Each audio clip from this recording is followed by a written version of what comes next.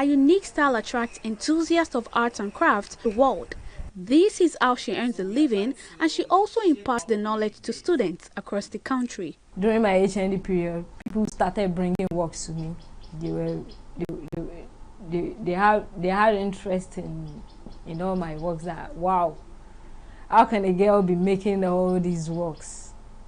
I started having a lot of customers. They were inviting me for classes. They invited me for Ultimate Love to come there and teach a lot of people about how I make my pottery works. At times they invite me for all the secondary school workshops and some other things too. She says the fragility of her product and unavailability of funds are the major challenges she faces, but despite the constraints, Adekemi is determined to keep the traditional craft alive. It wasn't easy at all. I faced a lot of challenges. At times I would make a lot of pots. Before I would come back the following day, the pots will have collapsed or something else will have happened to all those pots. At times I won't be customer. Everywhere we just... Well, we have to take it like that. We have no choice than to take it like that, because at times there will be more customers. A lot of customers, they will be requesting, we want your pots, we want your pots, we want your pots. Adekemi is not allowing the challenges to dampen her spirit. She is taking things one step at a time, hoping that in about 10 years from now, she would establish her own traditional pottery institution where students from far and wide can learn the traditional craft. Abisola Adebayo, TV360, Lagos.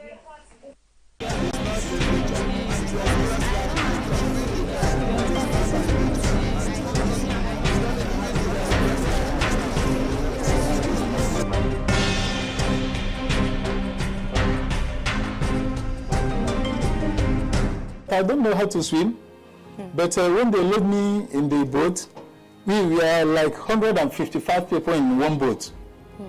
So when we are going to Italy, we have run many hours. So on the way going, our boat now capsized because of the waves, and our boat is pumping boat. So when the waves throw in and they load us about 3 boats, 2 at the front, we are at the back. When the waves come in a big way and through, it capsized our boat. 65 people died in the same boat with me. About 30 girls and 35 boys died in the same boat. So when they are dying, they are sinking down. Some was catching my leg, some drawing my clothes out my bag, shouting, "Biggie, Biggie, Biggie, Biggie." That's how I remove the clothes. I stay hanging, holding the rope that I'm holding on top of the boat. That's how. So after everything, all of us, about 55 people, well, 155 people, the people that remain on top of boats, maybe they are not more than 80 people again. Everybody was crying that we are dying, no rescue. From 4 o'clock in the morning, our boat capsized. We are on top of the water till the next 4 o'clock in the evening. On the afternoon time, a helicopter come on top of us to come down like this a little bit. All of us was crying, raising hand up. They now carry the newborn baby, one woman having over there, to raise it up, to raise the baby up. In a way, the helicopter will see the baby. So we are shouting for rescue, rescue. So all of us was crying. I said, God, is it today I will die on top of sea? All of us crying. So as we are crying, the helicopter, they wind up, but I believe that they will be seeing us through the screen. After everything, when the helicopter left, it's like they caught the police people in the area. The police people are coming with a small boat to come and rescue us. When they rescue us, they will carry us to the prison to go and lock us. And when they lock us there, the Nigerians that are in that very high land will come and bail us with like 500 dinar.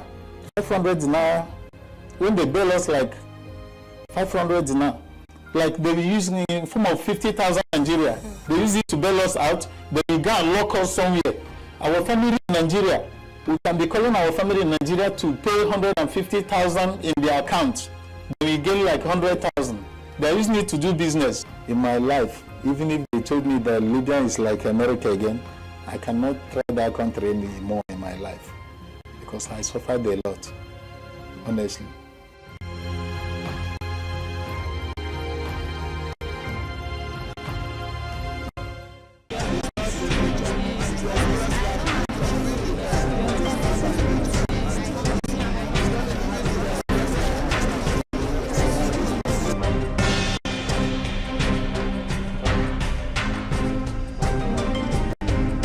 I met a friend on Facebook, a Zambian precisely, so we talked about migration, that's me coming over to Zambia for a good job. So I was into fumigation and clothes selling, mobile sales before I left.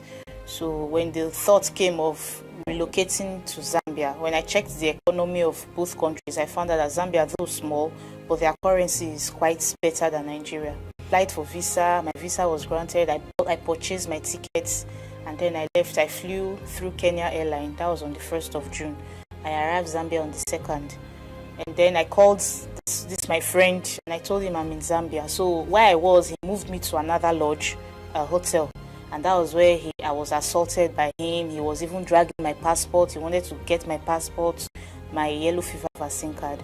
But because I hid it very far, he couldn't get access to it. He tore my bag, went away with my BTA. It's $885. And then I didn't see him. He absconded. When he left, he didn't pay the hotel bills. He had gone with my money. I couldn't find my money in my luggage. So when I noticed that things were not what we actually planned, I had to become friends with a Ghana boy in that hotel. So that previous night I was asked to move out of the hotel because he didn't pay the bills. But I noticed that he and the receptionist were in good accordance, So I tried asking the receptionist, did that man tell you he was going to come back? He said no, and he's owing for a night, that I can't stay in that hotel. So they had to seize my luggage, seize my properties. I had to look for where to sleep. So that fateful night, I slept in an abandoned vehicle where I was almost gang raped by 3 guys. I had to start this Nigerian movie. I'm with HIV, I'm with this, I'm with that, So you want to, sleep with me and all that. So they made away with my travel documents, my return tickets and all that. They thought it was an envelope of money. So they went with it after tearing my jean and all that. But they couldn't have access to, because I started shouting. That was around 3 o'clock in the morning. I started shouting, creating scenes, so they ran away. When you leave Nigeria, and I left genuinely, but what I proposed wasn't what I got. So it was while I was in Zambia I discovered I was human trafficked. So it's real. When you go, you come back, you're alive, you just say, God, I thank you, and you pick up the pieces of your life and start all over.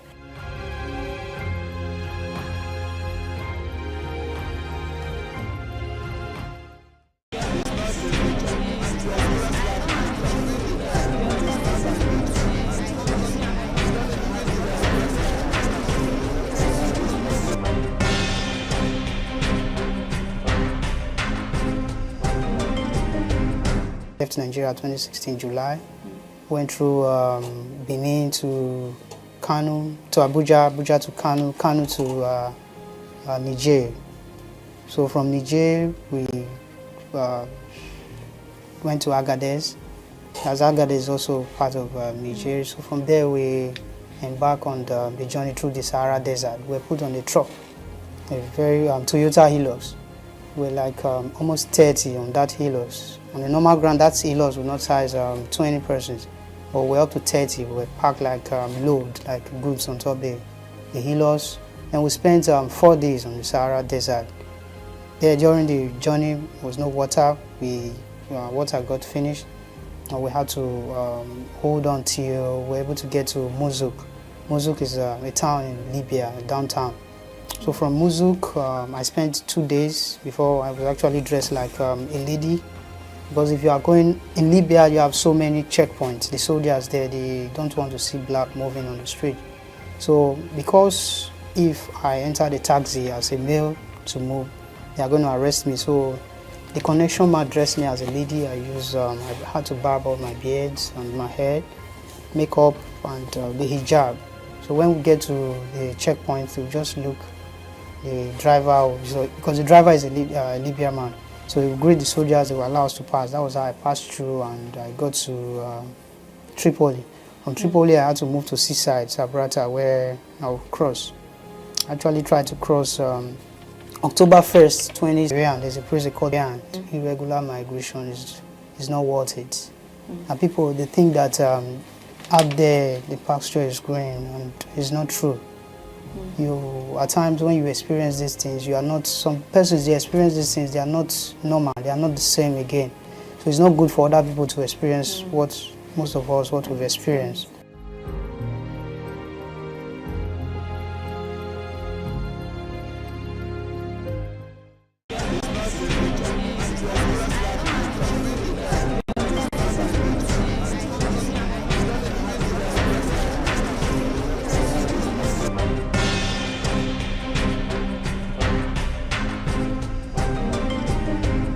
What we really go through is not really meant for humans, because when you're there, like in a small room whereby you maybe like people of 10 people should be in, you come across like 100 people in a particular small room, and when you want to sleep, you have to sleep with your side.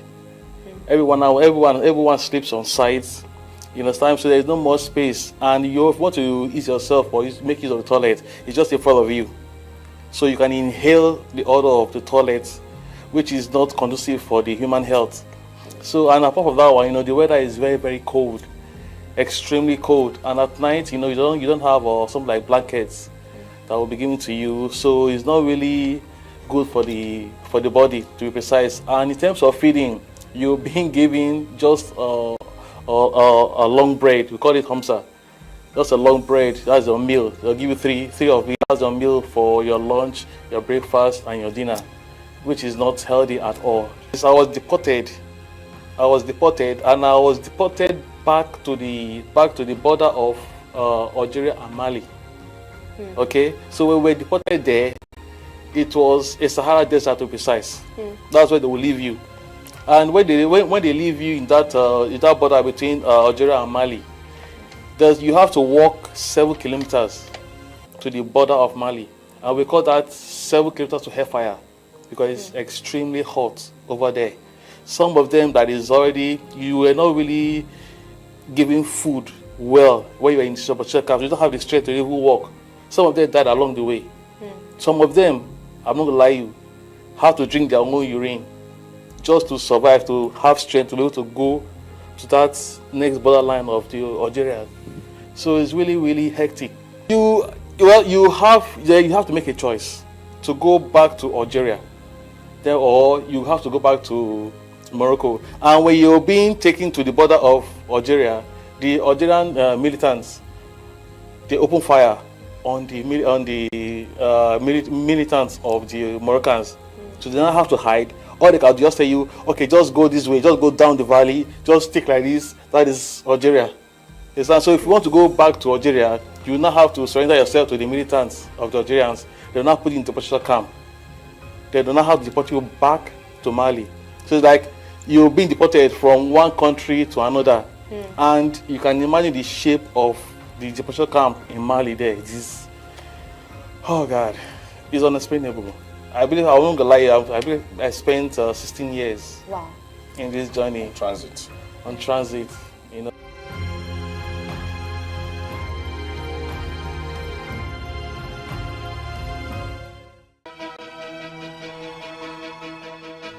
Opinions are free, facts are sacred, but truth is universal.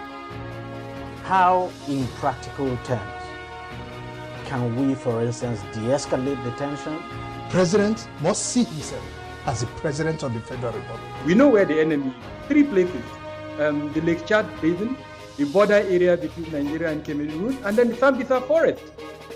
On TV360, we give you a complete dose of everything. Opinion, facts, and undiluted truth. I hardly believe what politicians say in this part of the world. A new Nigeria is possible, a future is possible.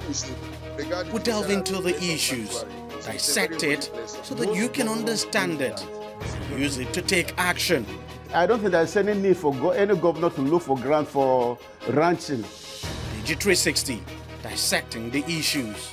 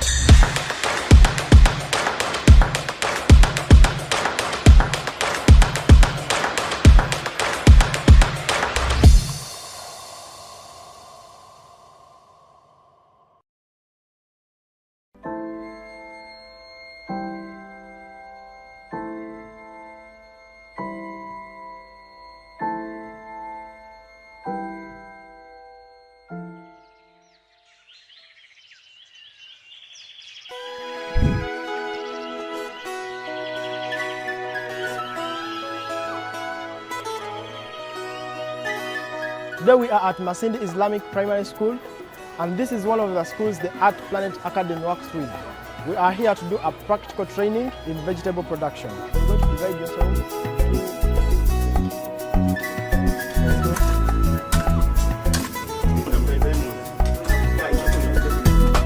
The youth of today do not treasure agriculture so much. Why? Because they are sure even if they practice agriculture, they will still remain poor. If I want to transform Africa through agriculture, I'll have to train a 9-year-old child how to practice agriculture sustainably so that by the time they are 15, they are actually already practicing. Hello, my name is Ignatius Ahumuza. I'm a co-founder of the Art Planet Academy, and I'm here to say that it starts with you, with you, with you, and you, with you.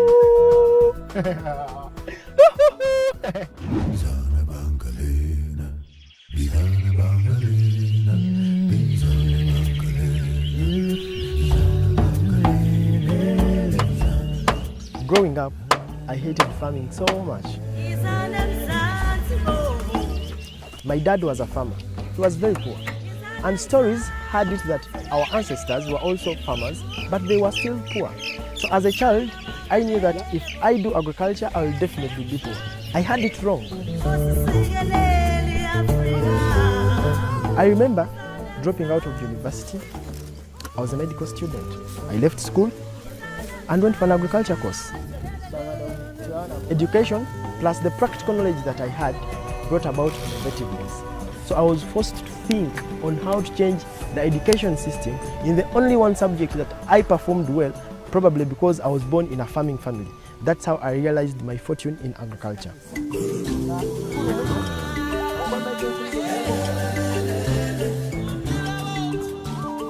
As a result of our trainings, smaller agriculture enterprises are established within the schools. Now, these micro-agriculture enterprises help a school save a lot of money every year.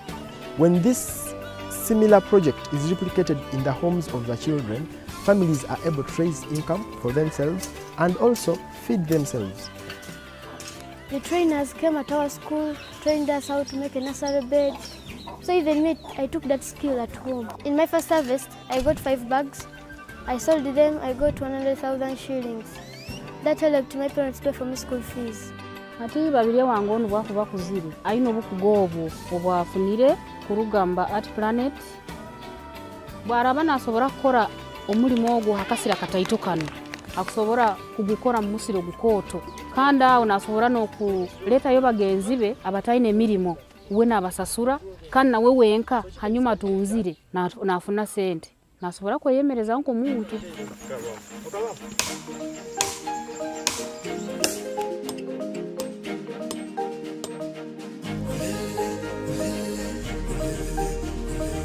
The relevancy of starting young, especially with entrepreneurship, is you grow with whatever you are doing, you keep learning, and it creates an opportunity to inspire other young people, because whenever they see you doing it and you're young, it makes them believe that it's all possible. Even at a young age, you can start an organization and grow with it. Innovativeness is key to becoming a successful agricultural entrepreneur. The ability to see business where no one sees business will help you make money. I think usually zikirakuba branches and leaves, at times fruits. As an entrepreneur, there are times when you feel the business is failing. That courage to keep going when no one else would go is the reason as to why you'll become a successful entrepreneur. In most agriculture-based countries of Africa, you realize that irrespective of the degree course you do, irrespective of how far you go in terms of studies, at one point in time you'll have to come back home and practice agriculture. We want to become the African Leadership Academy for Agriculture. We want to develop the next generation of young agriculture entrepreneurs across the African continent and our country.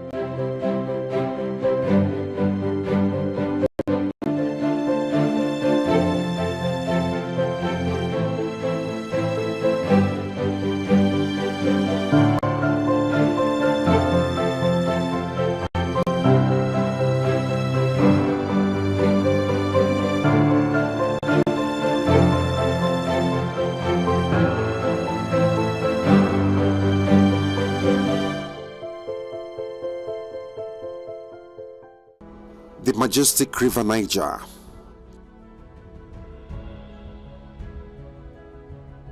Rising from the highlands of Guinea, it meanders through many countries to Nigeria, slicing through the commercial city of Onitsha and the beautiful Asaba on her way to the Delta, where she discharges into the Gulf of Guinea in the Atlantic Ocean.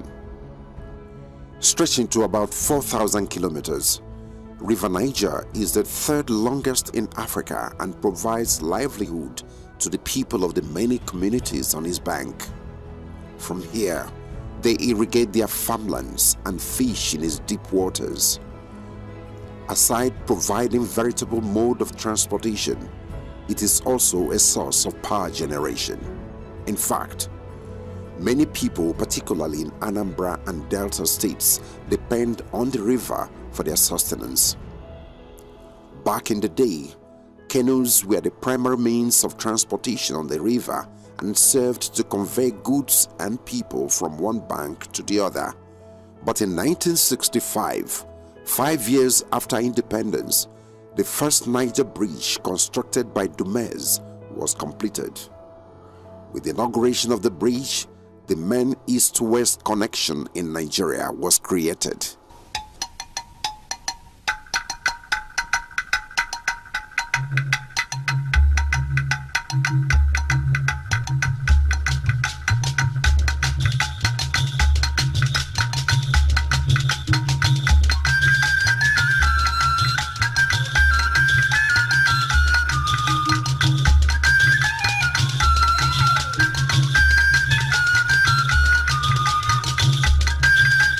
For Southeasterners, homecoming is everything.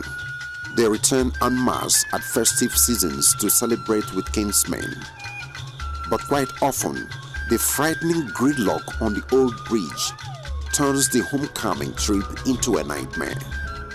Femi Adesina recalls the harrowing experience of a friend who spent 6 hours trying to cross from one end of the bridge to the other.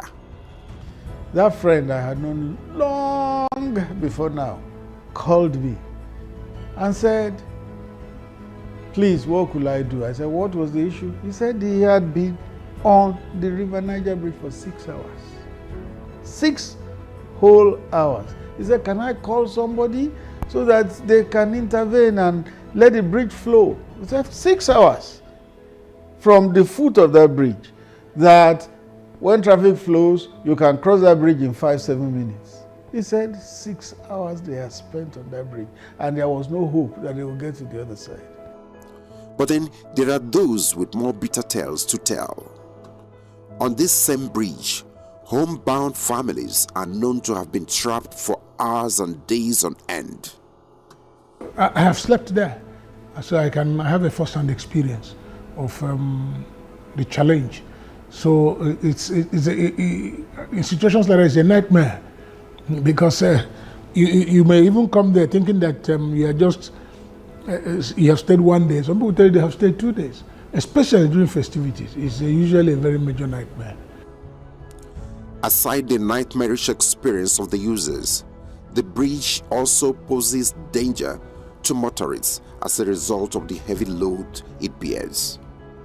I've had awful experiences flying through that Niger Bridge. It has been an awful experience where we have a dilapidated bridge that for so many years it has lasted. It was so dilapidated that sometimes you'd be scared that you might end up having your car get into the river. So it's an awful experience. There has been lots and lots of tales about that place. We've had records of the bridge quivering, motorists on the bridge actually feeling the quakes and tremors from the bridge. So it was, in one way or the other, going to end up being a nightmare. It was actually a catastrophe just waiting to happen. Now, 57 years after it was built, the second Niger Bridge is coming up quickly to alleviate the plight of the people, reduce the load on the old bridge, and boost the socio-economic potentials of the Southeast.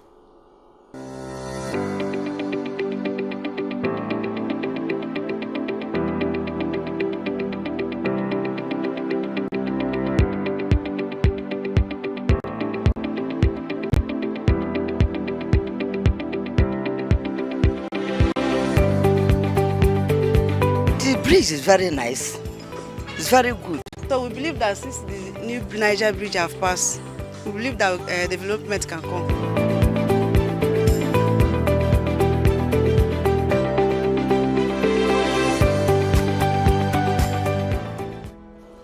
Truly, the construction of a second bridge across the River Niger had long been identified as the panacea to the seemingly intractable gridlock and frustration on the old bridge.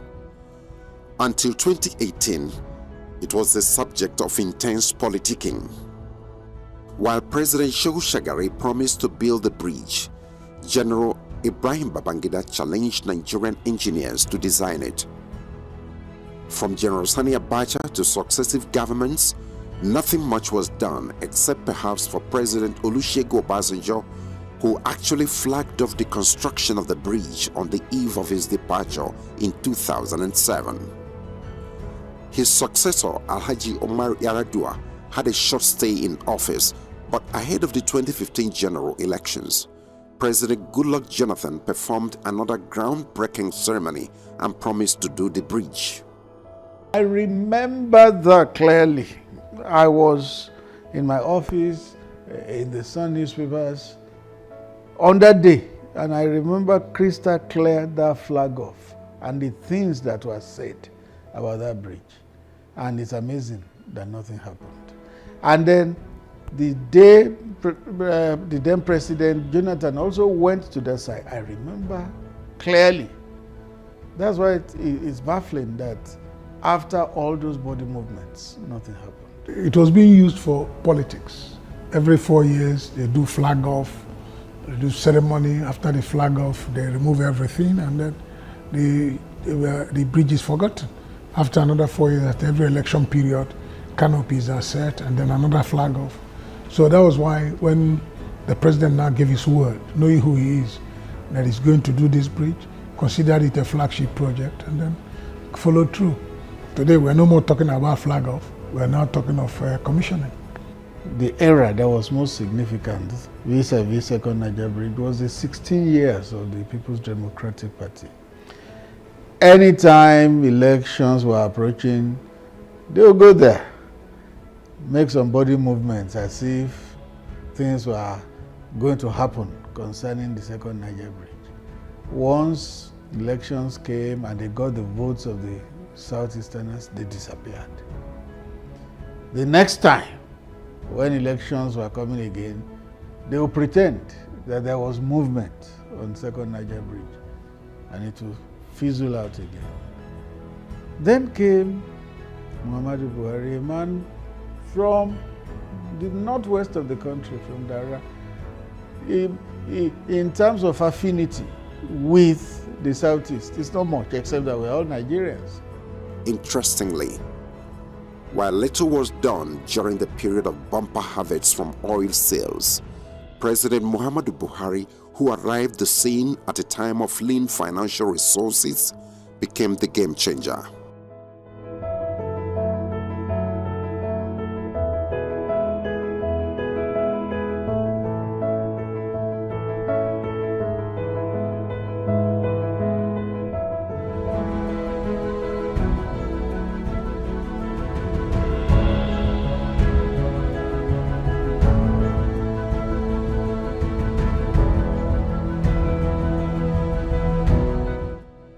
Without the boastful promises and grandstanding of the past, President Buhari plunged headlong into the project. Today, he has succeeded where others before him failed. I think I'm going to say it unequivocally that President Muhammadu Buhari, that is one of the greatest achievements that he has done for Nigeria. I'm not talking about Southeast, I'm talking about Nigeria as a whole. Because without that bridge, there will be no movement from Southeast to North, from Southeast to West. So even going outside Nigeria, a lot of folks that come to Aba, buy goods, come to Onitsha, buy goods, now have to transfer those goods to other nation states. It is encouraging, it is nice to see that for the first time, we actually have an administration that has looked into that problem and preferred a real solution in the new Niger Bridge. So I think it's a positive step, one that if more of our leaders would emulate, it would make Nigeria a much better place for us to live in.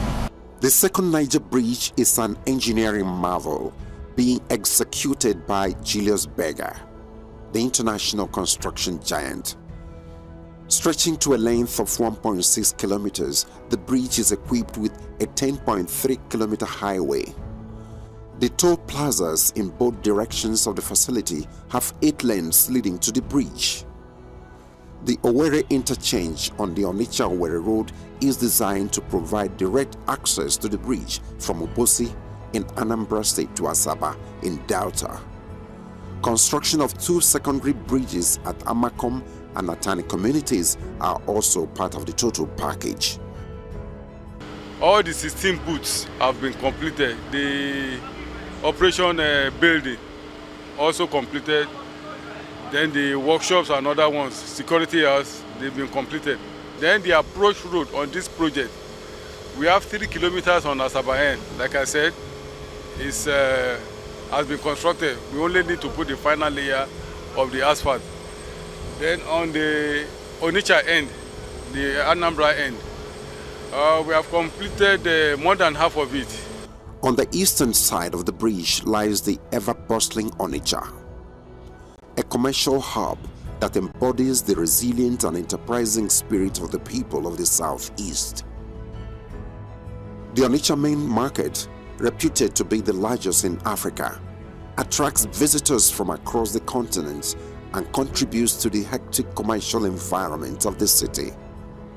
As a result of the intense economic activities in Onitsha and beyond, traffic holdup on the old bridge is perpetual and frustrating. But the ongoing 7-kilometer approach road on the Onitsha side of the new facility will help to eliminate congestion and provide direct access to the second bridge. The idea is to connect the southeast and south-south regions seamlessly to the rest of the country. You see, you are talking of a bridge that links Anambra State, southeast, Abia, Imo, to the entire Nigeria, coming through Lagos. All right, that is the route. All the containers that come from Lagos coming to the east, that's the route they use.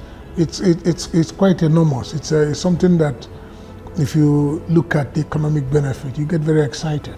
There's quite a lot we can benefit from it, and it's going to impact very positively on the economy of the southeast. It's going to lead to free flow of traffic. Of course, even our people who reside in other parts of the world, in other parts of the country, once there is a period of festivities where all of our people return home to celebrate Christmas, Easter, and what have you, they will not hesitate. Most of them will come back home, and coming back home brings happiness home. Economically, economic will become viable because goods will move freely between other parts of the country and the southeast. Business will boom, and everything will pick up. On the other side of the bridge lies the serene city of Asaba, the capital of Delta State and once the colonial headquarters of the Southern Protectorate of Nigeria. Strategically located on the bank of the river, Asaba serves as the main entryway to the southeast from the Lagos axis. Here, traffic is usually heavy on its main highway, but to ease the flow and divert vehicles to the new bridge, a 3.3-kilometer approach road is also being constructed. The second Niger Bridge is the artery between the western part and the eastern part of the country and the rest of the country. You can't quantify what it will do economically. Even apart from the economy, how about the comfort of the people? Going home at festive seasons, our brethren from east of the Niger love to travel at Easter, at Christmas, and other festive seasons. You cannot imagine the relief they will have on that bridge. They have slept on that bridge before. My friend spent 6 hours last December, but people who slept till the next day have that experience. So the relief will come for them. President Muhammadu Buhari is a man of few words. When in 2018 he gave assurance that his administration was going to deliver the project, many people may have taken it with a pinch of salt and perhaps waved it off as a familiar story, a tale by moonlight repeatedly told by past politicians without commensurate action. 4 years after, the dream is set to become a reality. I thank God I'm alive to see the working of that second Niger Bridge. They have gone a long way. I am happy over what I see today. They are trying. They are trying. I pray, let the Chukwu Okike Abioma guide them. So far they have gone. It's been a subject of serious politicking over the years. So our people kind of developed a feeling that it will never come. But all of a sudden, here comes President Buhari, who now announced that he was going to do the bridge and immediately started work. It waited this long because they made it political. Instead of really pulling up their bootstraps and working, they turned it to a political thing. That was why whenever elections were approaching, they would go there to hoodwink the people of the region to get their votes. They turned it into a political thing. But then came President Buhari, who was not interested in fooling anybody, who was not interested in the politics of it, was just interested in action. Under this administration as well, the long-abandoned Onitsha River Port has been revived and may soon become a port of final destination for goods bound for the southeast, thereby decongesting the existing seaports in Lagos, Port Harcourt and other cities. Stakeholders are of the view that the second Niger Bridge will boost activities at the river port and complement the multimodal transportation initiative of the administration. Today, we talk of multimodal forms of transportation. You talk about the road, you talk about the rail, you talk about water and things like that. So this multi-approach is something that has a lot to do with impacting on the economy. So here is the Onitsha River Port that has to do with the water, and then here is the second Niger Bridge that has to do with the roads, but both complement each other. To ensure compliance to schedule and quality delivery, the project site has witnessed high-profile visitors lately. Aside the Minister of Works, Babatunde Fashola, who pays regular supervisory visits to the site, the Chief of Staff to the President, Professor Ibrahim Gambari, recently led top functionaries of the federal government to see the state of readiness of the bridge. The Federal Executive Council has passed tolling policy, national tolling. National is for the nation as a whole. So which one will be concession, toll fares, and so on, that's secondary. Important, let us finish this road. Similarly, the Minister of Finance, Hajia Zainab Ahmad, also came calling with the Managing Director of the Nigerian Sovereign Investment Authority, Mr. Ucheoji, and Chief Executives of other relevant agencies. For the Minister, it was an inspection and assessment visit to be sure the 157 billion naira so far released has been well utilized. I can report to Mr. President and say I have seen where all the 157 billion naira has gone to. This is a project that is very dear to His Excellency the President. It is designed to uplift the lives and livelihoods of the people of the southeastern part and the southwestern part of our country. Indeed, the transportation industry has experienced unprecedented turnaround in the past 7 years. For a critical sector that supports socio-economic growth, it's never been this good.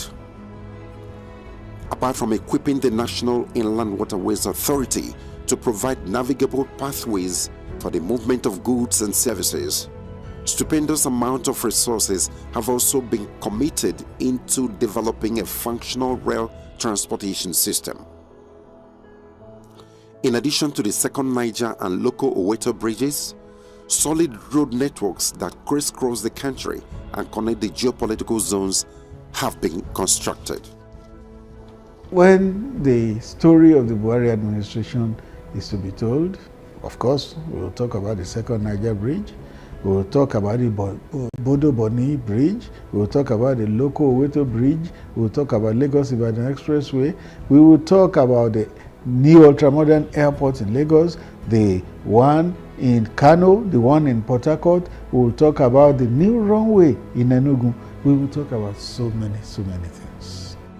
Just as the River Niger provides legitimate employment and sustenance for many families, construction activities at the new facility have also given jobs and livelihood to many people from the region. In addition to this legacy infrastructure, critical road projects and monuments are also being executed in the zone.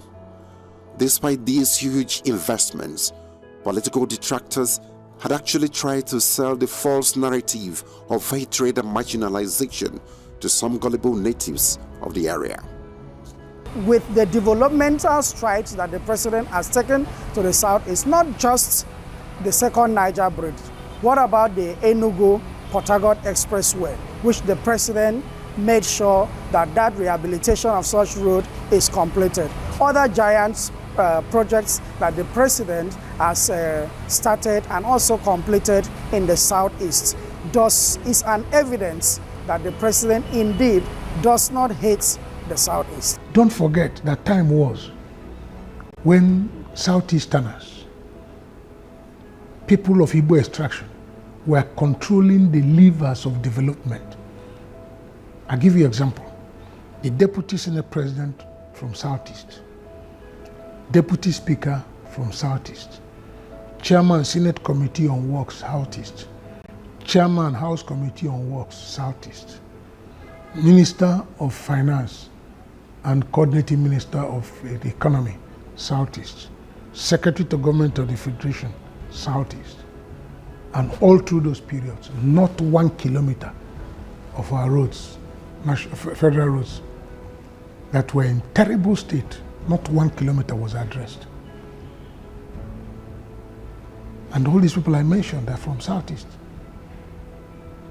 Now it took somebody else who is not from Southeast to now address this infrastructural decay. Now face the reconstruction of these roads, this critical infrastructure. Just to mention a few of the things that this administration has done in the Southeast. And then somebody goes back and says he hates Southeast. How do you demonstrate hate? This president bears malice to nobody. And he has cared for the Southeast as much as he cares for other parts of the country. The second Niger Bridge is an important national asset.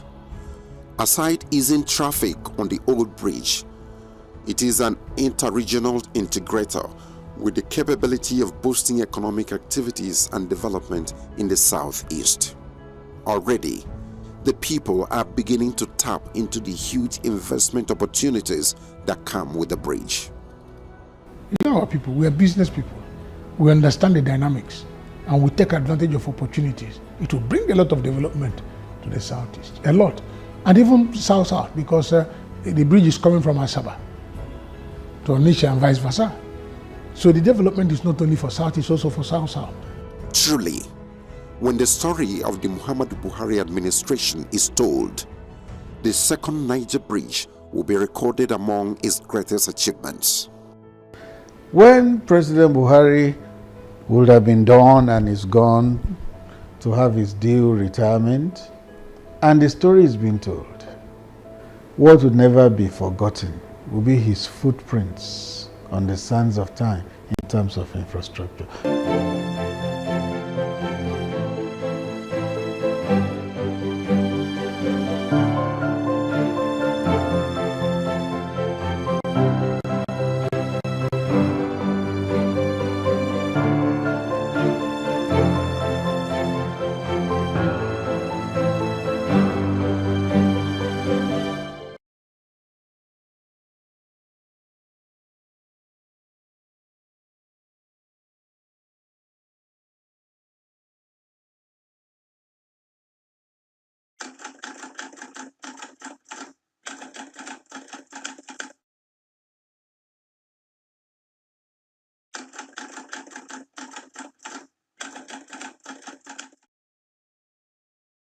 There are many sad and dark events in human history, but none devastated the African continent like slavery.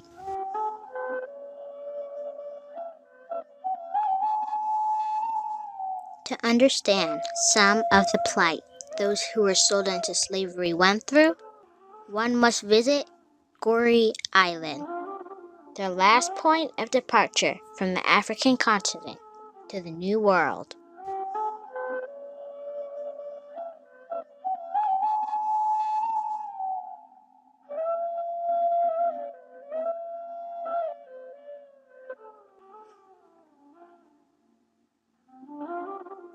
Boarding the ferry to Goree Island.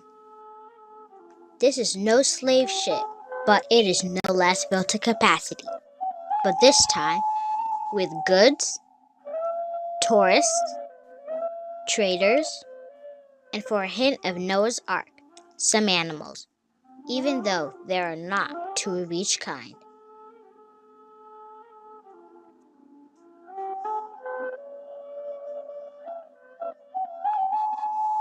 Slavery ended more than 153 years ago.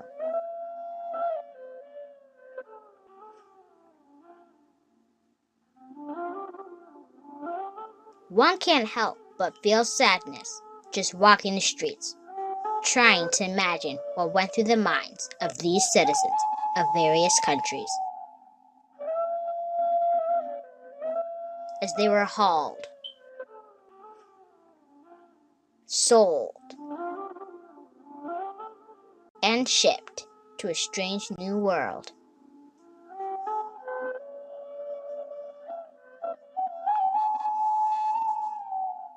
Where did these slaves come from? At that time, each African ethnic group had its price.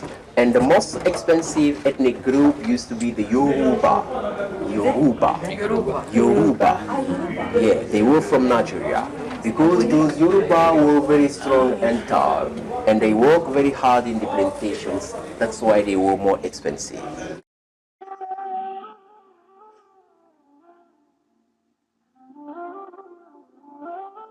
They took those kids for two reasons.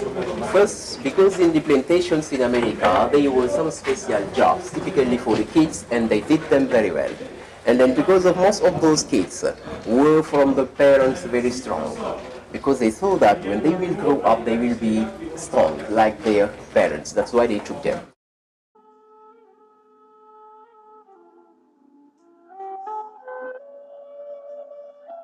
In all the 28 slave houses in Gorée Island, the slave masters have the right to sleep with the young girls. Once a young girl was pregnant, she became free here in Gorée Island or in Saint Louis in northern Senegal. But she wasn't totally free because usually she worked as domestic slave in the European houses, you know. That's why some of the young girls found a kind of interest to be pregnant from white masters so they can be free.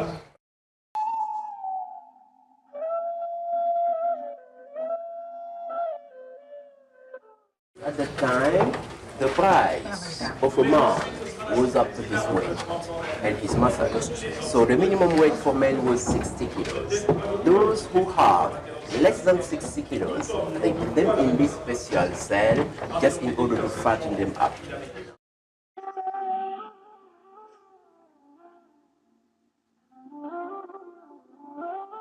Let me tell you that they did not buy slaves with money. It was exchange. For example, to buy a man up to 60 kilos or a virgin girl, you could give a gun or a barrel of wine or a blanket or something like that. To buy a child, you could give a mirror or a necklace or a piece of tobacco or something like that. So that's why people used to say that Africans also were involved into the slave trade, because some of the African tribal chiefs were collaborating with the Europeans. Yeah.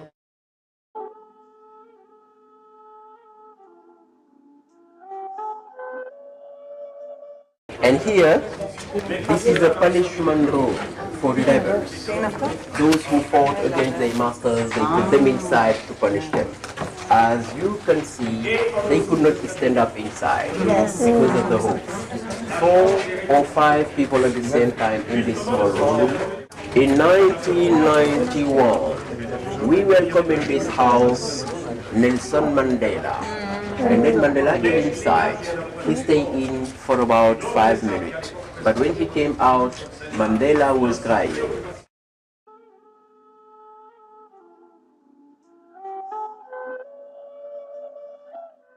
Right in that you have the waiting rooms. The slave used to wait here before the shipment. At the famous door of no return. Because once the slave got out from this door, it's mean bye-bye Africa. They took them to America and they never come back. Because of the rocks, the boat could not come near. That's why from this door, they built a kind of palm wooden bridge as a wharf. But during every shipment, some of them tried to escape by jumping into water, but they never could go far because either they were killed by the security guards or they were eaten by the sharks. Why the sharks? Because at the time, in all the 28 slave houses in Gorée Island, once a slave got sick, just to avoid the epidemics, they threw him into water and that attracted the sharks. That's why there were a lot of sharks around the island.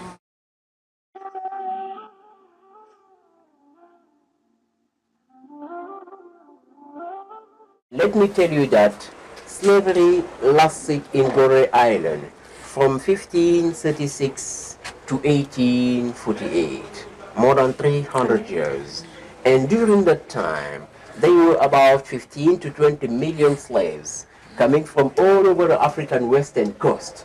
They transit through Goree Island to America, and 6 million of them died because of bad treatment. 6 million.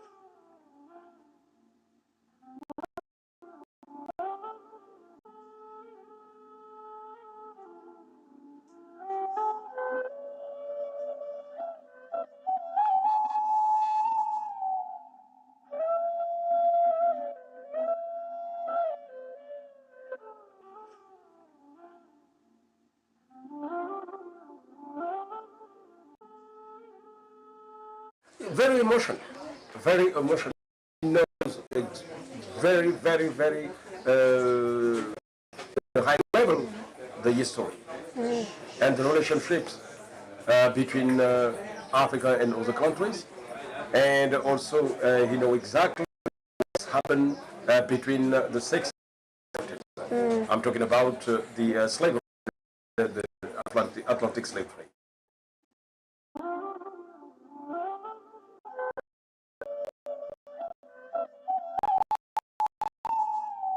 Walking away from the island, paintings on the street walls. One must ask, what have these walls seen, or what cries have they heard over the last 300 years? Somehow, I don't want the real answers to that question. Maybe you do.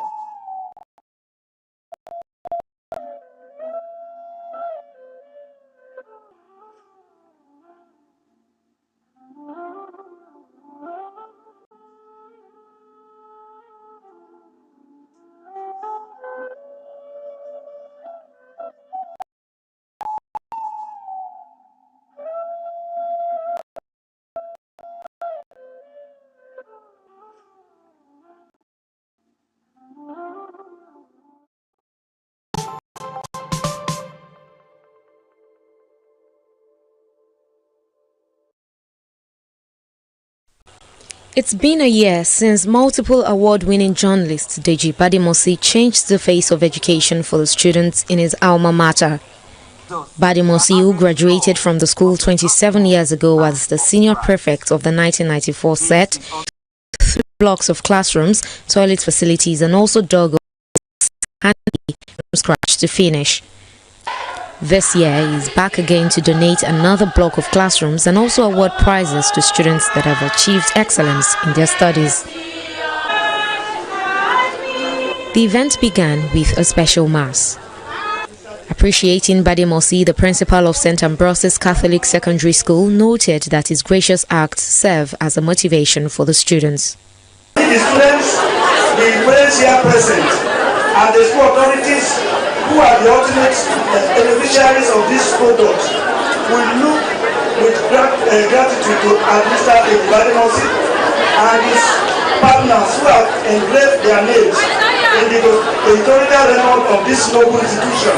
Permit me to genuinely thank Mr. Badimosi, the organizer and sponsor of this event, who has deemed it fit to present various forms of motivational and academic material like award of scholarships and presentation of laptop, school uniform, cash donation, Telescopes are many of it like that to the deserving students on this occasion. In 2019, we started the annual prize giving day here in this school. And the idea of the annual prize giving day is to encourage the students to do better. And I'm so happy with the report I have gotten so far that from 2019 when we started the annual prize giving day, I understand the performance of the students have actually gone up.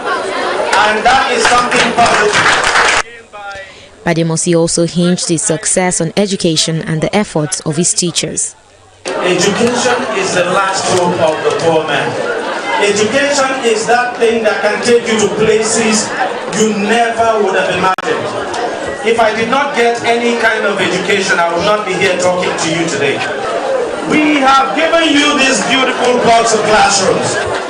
When I was here, I never had the privilege to use facilities like this.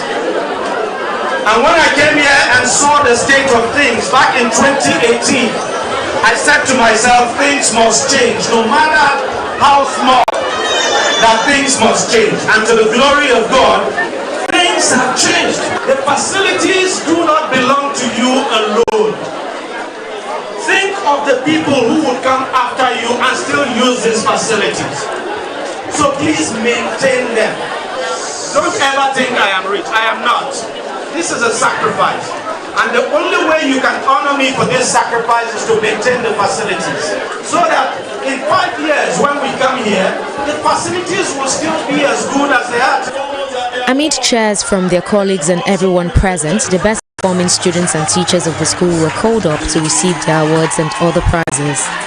Afterwards, Bademosi, flanked by old students and teachers of the institution as well as clerics, took a walk down to the new school building to commission and inspect the edifice. The new block consists of 3 classrooms, a fully furnished staff room and a room that will serve as the office of the vice principal. And just like the previous blocks of classrooms, the new block is named after one of the oldest teachers of the school, Venerable Titus Ajekwe, who said he is honored by the act. It gladdens my heart because this is something even people that were here before said that there should be a building in my name. This is more than 20 years ago, but it's now materialized. I thank God and I thank Deji for what he has really done. And I pray that God will continue to strengthen him and enable him to do more and more. Deji Bademosi, who defines this as the beginning of new things to come for the St. Ambrosius Catholic Secondary School, also charged other alumni to look into rehabilitating other sections of the school. Uyi Adekunle, TV360, Nigeria.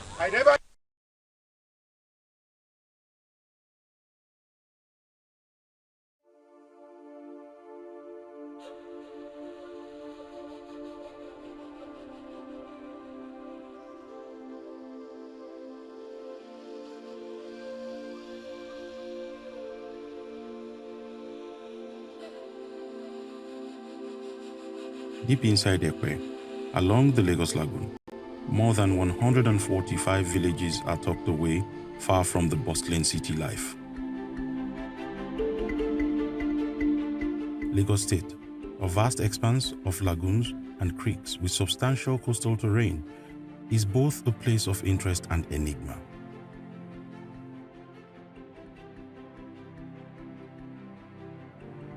A beautiful disaster, a seaweed from South America, has taken over the lagoon, stopping life in its tracks.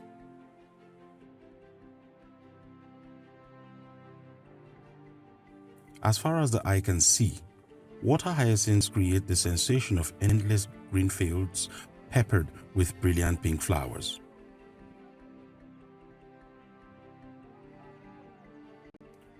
Women are giving birth, depending on nature only, and the children are growing up, waiting for power and education, hoping for the future. àmọ́ gbéborùn kò jẹ́ ká jẹun abásíìkì kò jẹ́ ká rìn bí jáde tá olóyún ó máa ń bímọ sínú ọkọ̀ a lè lọ́jọ́ 3 ká tó gúnlẹ̀ sí tọ́ọ̀kì wàhálà yẹn wá pọ̀ jù àríbi jẹ àwọn kọ́sítọ́mọ̀ wa tó bá lọ sí ọ̀sà báyìí a máa gbé oúnjẹ lọ fún wọn lọ́hùn ni àríbi jáde ó dìtẹ́ẹ̀nì wa níbù àríbi lọ síbì kankan àdẹ̀rí iṣẹ́ kọ̀ọ̀kan ọ̀sà là ń ṣe iṣẹ́ ọ̀sà là ń ṣe ṣé ti yẹn sìn ọ̀nà mọ́tò yẹn gangan kán wá bá wa ṣe kó dẹ̀ wá bá a la ibi kán wá pa àkógbèbù kán bá a ṣe títì wa bá ti bá a ṣe títì wa à ní gbádùn. From Ologbokere to Bodun, Oriba to Ibon. In coastal villages in Ekpe, people urgently need access to healthcare, clean water and sanitation, energy, and the means to ensure their livelihoods. Omi mímu ó jẹ́ ìṣòro fún wa. Sometimes tá bá máa mu omi àfi ká gbé ìlọ̀pọ̀ cross soda dojúkọ ice tá bá máa cross. Ìgbà ọmọ mi lọ kó já lo 20 minutes. Aṣọ ẹ̀fọn tó lọ́ máa jẹ tó máa tó wá fa ara àwọn ní hospital ṣe máa kíá fún ìṣòro ńlá là àgbàlagbà bá sick ọmọbìnrin bá lóyún máa bí mí tí ó tún bá ti mú wọn ọdọ sínú wàhálà ni èmi tó jẹ́ pé ìrìn hospital tí ò yẹ kó ju 10 minutes or 15 minutes tó jẹ́ pé òbílì kenú la máa lò tó lè mọ̀ dé hospital èmi àtà. ọ̀pọ̀ tí mo gbà ní pé bí ìbá ìbò ṣe wà kó sí iná bẹ̀ tí tó dẹ̀ wà ní ìbá iná kẹrì kò tí sí ṣàkóso ní bíbá agency.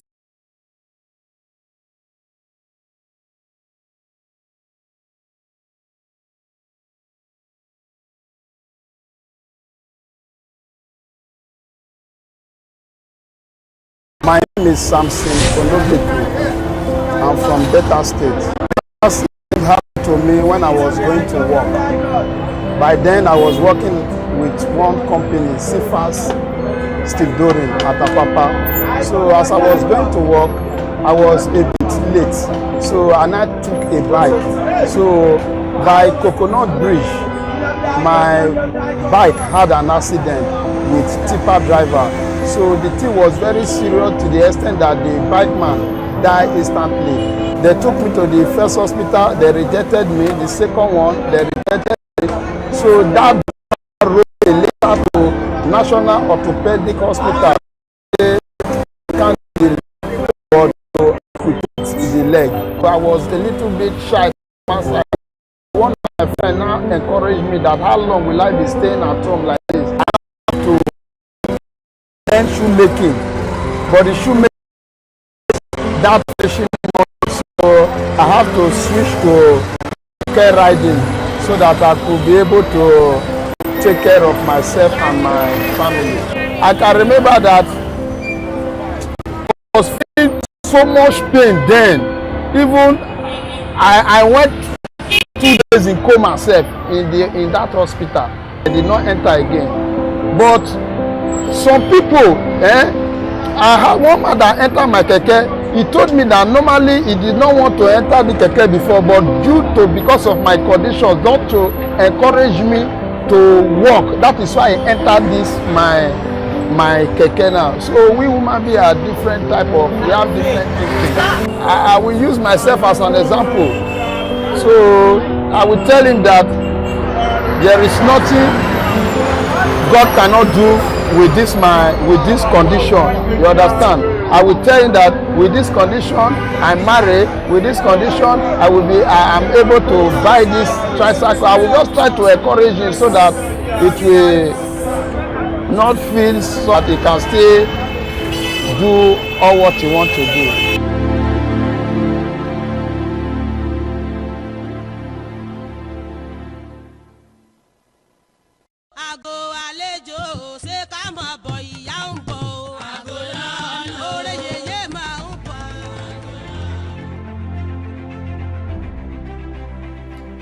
The Osun-Osogbo Sacred Grove in Osogbo, Osun State, southwest Nigeria, is one of the last remnants of primary high forest in southern Nigeria. The worshippers do come to perform every 5th of the day, which is 5 king from the site. Father, this is 75 hectares of UNESCO World Heritage Site in Nigeria. The kind of people or crowd that comes around, one will be marveled, why this? But it is a festival and a river that people believes in. Because of the sacredness, you can't cut a tree, you can't fish. And if you are not a devotee, there are certain activities you don't do so that you don't blame yourself. The one path that cuts through the grove is lined on either sides with sanctuaries, illustrations of traditional Yoruba deities, and primary high forest. Adekunle Olatunji is the curator and site manager of the grove that has existed for over 4 centuries. On a tour of the sacred forest, Olatunji describes how the name Osogbo came about and what the grove stands for. At Ipoleumu, some kilometers from here is in Iboku. There's an altar. It's not just an altar that go into the bush. Why the king then at Ipoleumu is. So the two of them came down, seeing what they wanted. So they decided to settle down. So one of them are trying to rent it now fell into the river. And a voice came out of the river saying, Eyoma darling, you have broken my time, but 84. So everybody was, the two of them, who is this person? Simultaneously, it now answered, Osogbo Pele, Osogbo Rola, Osogbo Pele, Osogbo. That was when they knew they are in Osogbo. Literally meaning Osogbo. So now, they now felt, what is the next thing to do? In Yoruba then, something strange happened. You do divination. During their divination, they wanted to know what happened. So the Babalawo now said, Osun dwell here. You cannot stay with Osun. So they moved from the bank of the river, moved up. They now built a hut. That hut today is what we call the first palace. And there's these promises between them that if we say we should leave this place, as a powerful person, they felt, how will somebody in the river be telling us to leave? So if we are to leave, what will you do for us? I said, okay, if you are to leave, I will make you prosper. There is no war that will conquer you. Do my bidding, and every year there must be somebody from your lineage to come and bring object of appeasement to me every year. But the grove wasn't always this beautiful and serene. In fact, there was a time it was completely infested with termites until an Austrian artist, Susan Wenger, and her husband Uli Bayer arrived to save the sacred monument. Wenger devoted some 50 years of her life to preserving the forest, and with the help of local craftsmen in the city, she transformed the sacred grove into a sculptural garden with compelling artworks and objects of habitation. Because of them, this 200 acres is now a UNESCO World Heritage Site.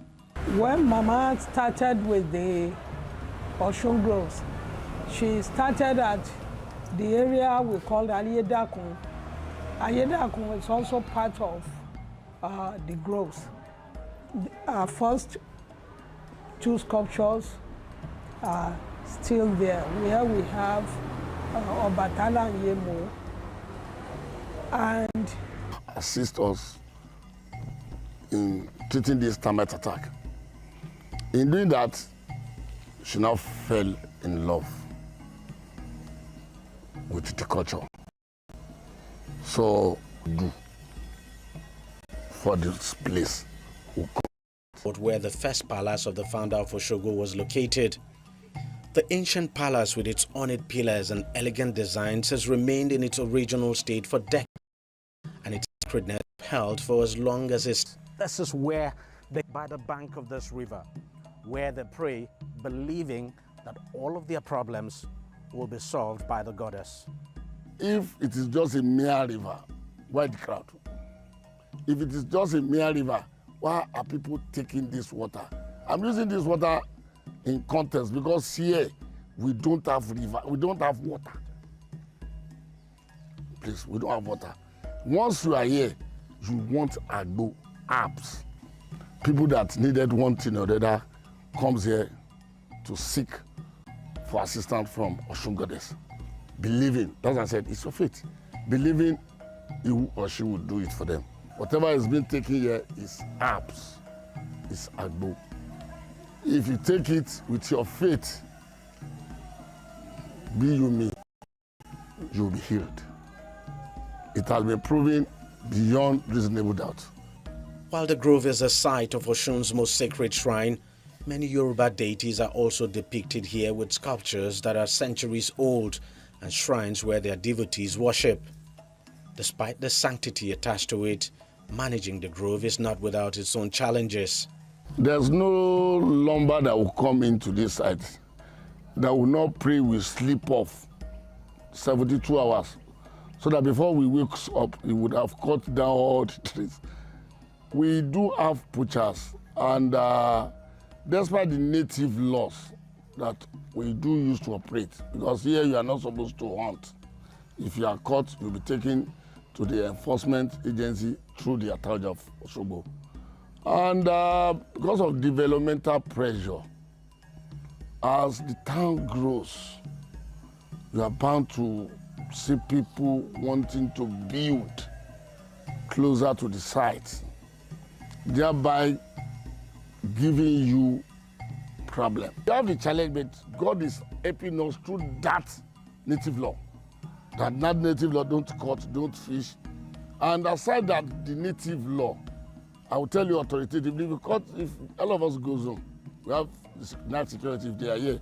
If you eventually decide that you want to catch any fish, you will cook it from now till that kingdom come, it's not done. So you will definitely put yourself into trouble. Once sparkling and clear and home to a variety of fish, today the sacred river is murky and brown. It is now under constant threat from pollution from waste disposal and other human activities. Another fascinating thing about the grove is the standalone suspended bridge right at the heart of the forest and just above the Oshun River, built some 87 years ago. The bridge has no pillar holding it because they say the Oshun Goddess forbids it. One of the unique things to see at the Grove is this suspension bridge. We understand it was built in 1935, commissioned in 1936, and the reason why the bridge was constructed was to enable people around here move goods now, especially palm products, from one end of the bridge to the other. And up till this day, the bridge is standing. It's one bridge a lot of tourists who come to this area love to see.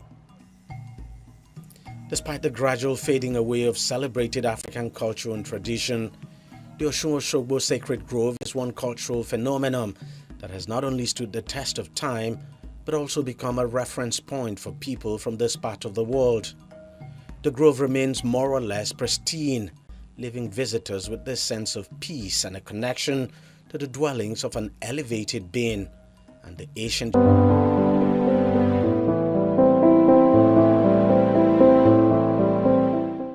Pottery is one of Nigeria's ancient arts that has helped in promoting and putting the country on the world tourism map.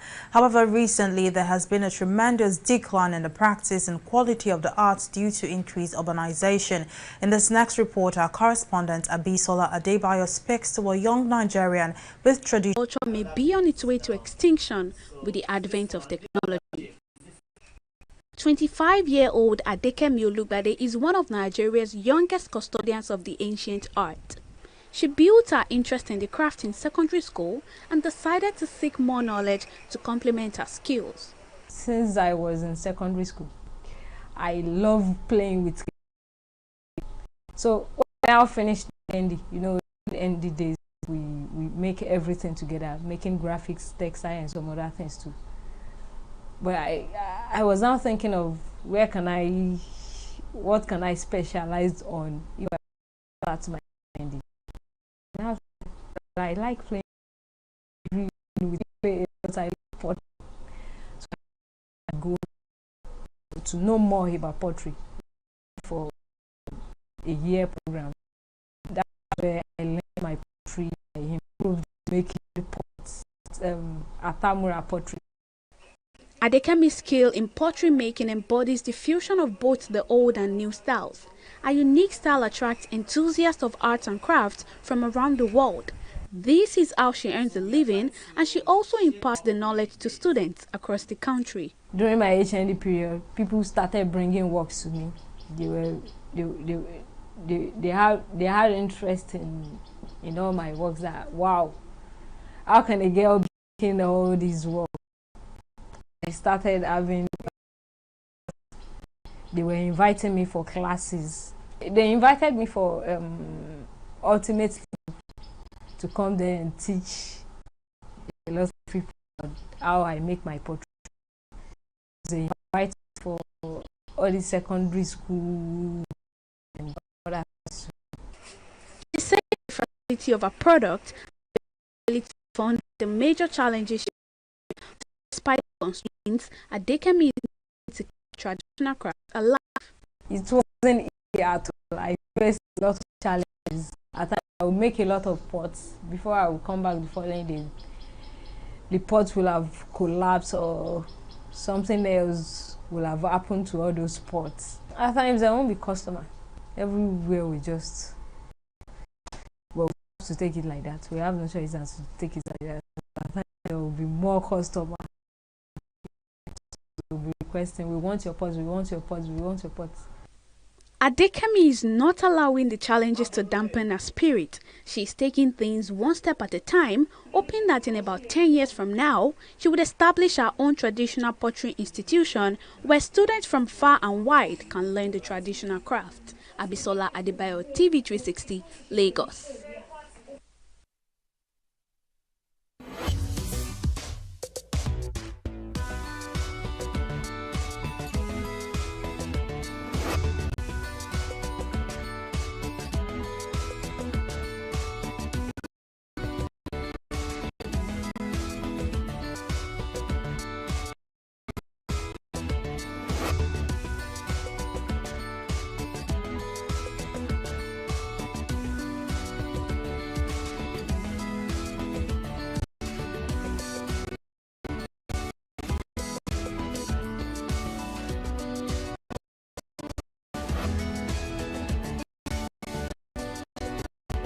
It's a banger. Let me say it as a banger. And on the show. Hi. Guys, welcome back to the show. It's your girl Joyoma, Shin_Joyoma, Instagram. As SJ said, this episode is to be a banger. So anyway, all right. When you everything in the world generally, when I take just 1 minute, 1 minute, you know when I mean 1 minute, that's the person we have on the show. But before we show you the person we have, Jogu Chechim has something to do. Okay, I have the honor to introduce our guest on this episode. So we're in Roland Matthew, popularly known as Just Roland, and he's a musician, vocal coach, a music producer, and a public speaker. He's from Eastern Nigeria, and he's the convener of Jesus in TV360, a global movement spreading the message of Christ through music. And he's also a quarter finalist on The Voice Nigeria season 4. Celebrated for his smooth tune, his spirit-filled sound, and impactful performances. He is also the founder of Royalty Universal Studios and music director of both Soul Motivators and the Next Generation Choir, known as the Dancing Voice and a true lover of God. Just Roland continues to bless lives with songs like Your Journey All Started. Ah, wow, that's a beautiful one. How it all started. I would say the musical thing, like the singing thing, started from my. I started really early, but I can't put a particular age to it. You know, I would say more of my formative from 5 years. Yes, from the age of 5 years. Wow. So you know, our local church, you know, the children's choir. I remember there was a time when I took a lead role, and then the whole church they went wild and everything. Wow. Yeah, so when I took it, so I mean, when the church started shouting, I was so shy, so I started crying. I can imagine. Yeah, yes, my mom ran out. She held me. I mean, you know, there's some memories you can't forget. So that memory just sticks somewhere, and then. So from there, though I'm from a musical family, my mom sings. Wow. Okay. Yes, my mom sings. She has a very beautiful voice. She sings. My dad sings, but not in that professional level, but they have great voice. My brother sings professionally. It runs in the blood. Oh, yes. Actually. I tell you the truth, yes. My sister, too, she sings, too, very, I mean, she's a good singer. I mean, so from there, you know, I mean, my mom already knew that this guy has something musical and all that, so they started pushing me in that particular light, and that was it basically started. Yeah, That's really beautiful. Actually, so also like to know who was your like major musical influence growing up? Like who did you look up to? Like I'm gonna be like this person one day. So who was that? Okay. I have to be very truthful in this interview. Yes. So growing up, I've always been a huge fan of Michael Jackson. Oh, yes. Wow. Yes, actually. Wow. So no wonder he sounds like him somehow. Sometimes, yes, I get that a sounds lot. like I get that a lot. So I've always been a huge fan of Michael Jackson, though he's a secular singer. Yeah. But I love what he stood for when he was here. You know, so I loved his voice. I loved his passion for music and all of that. So I watched him while growing up, and I loved everything. You know, but along the line, while I encountered Christ and everything, you know, I'm like. That confidence, like, what prompted you? What pushed you? What gave you that guts that, oh, I can do this. Let me give it a try. Okay. So like I said, I'll try to be very honest on this show. So it wasn't I didn't plan it. I didn't plan it. It's not something that I planned and like, okay, I'm going to go to The Voice Nigeria this year. It wasn't like a planned thing. So, but most of my friends are always like, well, I'm going to a musical competition like The Voice or Nigerian Idol, any of them. So they were like pushing me to do it and all of that. So, but I've always been, I don't like competitions. Yes, so though I believe everyone is unique in their own sphere, wherever God has called them in, you know. So, but I'm not like the competition person, you know. So a friend of mine, we had a bet. Wow. Yeah, we had a bet. So he said, you cannot go to the show and go through the first stage. So I said, okay, let's give it a try. I said, okay, if I go through the first stage, so the plan was when I go through the first stage and I pass, I won, you understand? So I would withdraw. But after the first stage, I didn't want to withdraw anymore. I enjoyed it. So I loved, you know, every part of it, because when I got there, I saw a lot of, I mean, that was one of the moments when I was in a gathering or in a setting where we had a lot of like-minded people. Like-minded people. Like we had like 100 of persons. Yes, I think we're 100 that qualified for after the blind audition. Wow. Okay. So we're like 100. Wow. So imagine being in that space where you have people that reason like you. It must be heaven. Yeah, God, it was one of the best feelings I've ever had. Wow. I'm telling the truth. Like really what I do. So that was what motivated me to be on the show. But when I entered the show, I loved what I wanted to be on the show. Me too. Yeah. Exactly. My changed a lot, and I'm like, oh, this is a great platform to also, you know, share my giftings to the world and that. Yeah. Have the whole experience meeting people like you. I'm sure they were in different levels of this whole ministry and industry. So they already have their audience and all of that. So it exposed my craft to lots of people. So there were people that they gave that. And then another thing too is, aside from the fact that it helped me meet like minds, I also learned because my coach Neola, she's a very, very musical person. She understands music to a great extent. So she helped me. So via her teachings and her lectures, I started perceiving music from another dimension and started seeing it in another light. So it really helped my musical journey, for real. I won't lie about that. It did. Well, so do you think that platform made you discover another talent that you didn't know about? Okay, well, that's a tough one.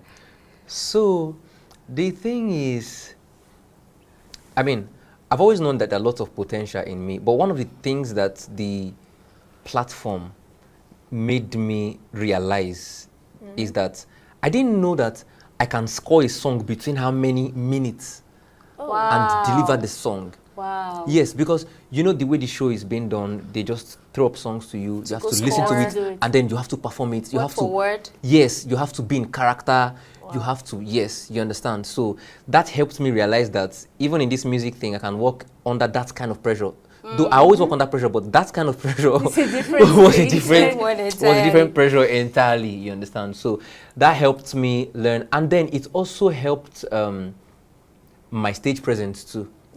Yes, because you really had to use your stage. The stage is really big.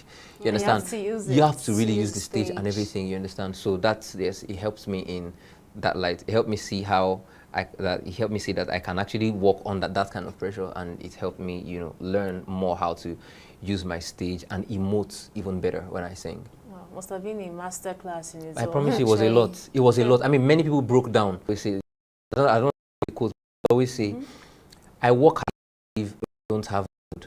I depend on God as if I don't work hard. Hey, Yes. Exactly. So when you see me at home, I barely sleep. I'm thinking, what cover do I jump on? Who do I reach out to? Really, I don't feel like going for break. Quickly go on a short break, but before we go on that break, let's take a video. Let's listen to those. Give them there. Let's listen. Yeah.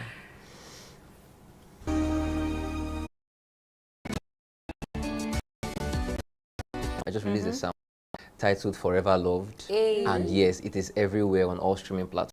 I'm blessing lives out of Nigeria. How out of the world. Yes, yes. So from that, we're currently doing a tour, a Forever Love tour. Okay. Yes, Forever Love tour.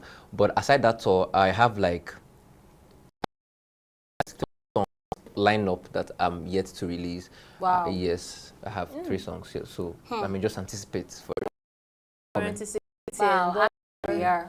What was the inspiration? Should I say the message behind the song? Okay, so the title of the song says Forever Loved. I love to say an eternal temporal gift to his people. Hey. Okay. Yes, exactly. So when I quiz it juice that out of it. Up to like, who do you want to? You're like, you're outside. You're so into song. To your heart. Yeah. This is a very great question. So the matter is, I've not really sat down and longed to. I enjoy the journey as I go through it. As I go through the journey, I enjoy it. I meet musicians. I know I will definitely collaborate with lots of people, but for now, I can say, but I would want to collaborate with Ebuka songs. Hey, of course. Yes, I want to collaborate with Ebuka. I want to do a song with Ebuka song. That's for Nigeria here.